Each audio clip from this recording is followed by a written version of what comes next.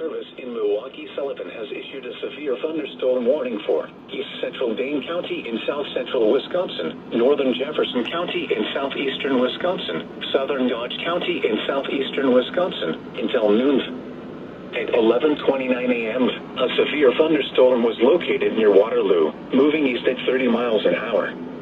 Hazard, 60 miles an hour wind gusts and penny-size hail. Source, radar indicated. Impact, expects damage to roofs, siding, and trees.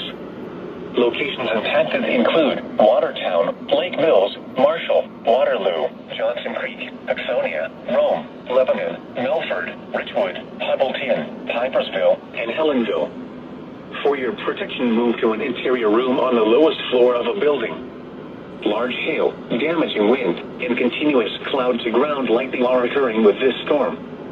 Move indoors immediately. Lightning is one of nature's leading killers. Remember, if you can hear thunder, you are close enough to be struck by lightning.